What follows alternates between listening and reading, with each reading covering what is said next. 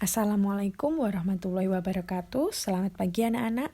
Hari ini kita akan belajar tema 7, peristiwa dalam kehidupan, subtema 1, peristiwa kebangsaan masa penjajahan, muatan pembelajaran bahasa Indonesia, materi kosakata baku dan kosakata tidak baku. Dalam bahasa Indonesia terdapat puluhan ribu kata. Semua kata bahasa Indonesia ini termuat dalam Kamus Besar Bahasa Indonesia atau KBBI, baik dalam bentuk kamus maupun online. Semua kata yang termuat dalam KBBI merupakan kosakata baku. Apa itu kosakata baku? Kosakata baku adalah kata yang sesuai dengan kaidah berbahasa Indonesia yang telah ditentukan. Selain itu, penggunaan kata baku dapat dilihat dari penggunaannya yang sudah sesuai EYD atau ejaan yang disempurnakan. Penggunaan kata baku ini biasanya digunakan untuk pengungkapan bahasa yang bersifat resmi, misalnya dalam bentuk surat maupun naskah pidato. Dalam sebuah bacaan masih sering kita temukan kosakata tidak baku. Kosakata tidak baku merupakan kebalikan dari kosakata baku. Kosakata tidak baku adalah kata yang tidak sesuai dengan kaidah berbahasa Indonesia yang telah ditentukan. Kosakata tidak baku biasanya kata yang telah dipengaruhi oleh beberapa faktor. Salah satu di antaranya merupakan faktor dari pengaruh bahasa daerah. Dan kata tersebut tidak ada di KBBI atau Kamus Besar Bahasa Indonesia.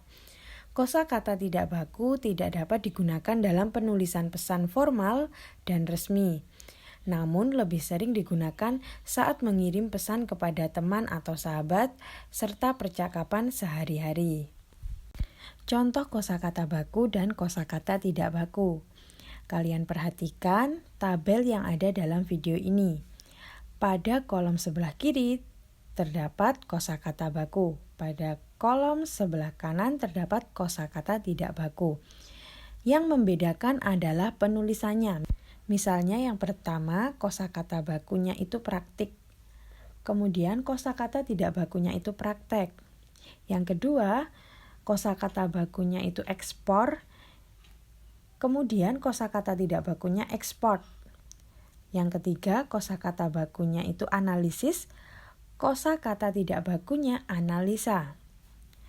Lalu yang keempat, kosakata bakunya itu khawatir, kemudian kosakata tidak bakunya itu kuatir.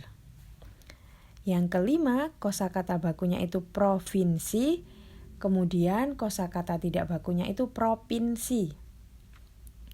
Kemudian kosakata baku yang keenam yaitu bosan. Lalu kosakata tidak bakunya itu bosen. Jadi yang membedakan itu cara membaca dan menulisnya. Cara mencari arti kata atau makna kata di KBBI atau Kamus Besar Bahasa Indonesia. Dalam hal ini kita dapat menggunakan dua cara. Yang pertama secara online, yang kedua secara offline atau di kamus. Dalam kesempatan kali ini kita akan mencari arti kata atau makna kata di KBBI secara online.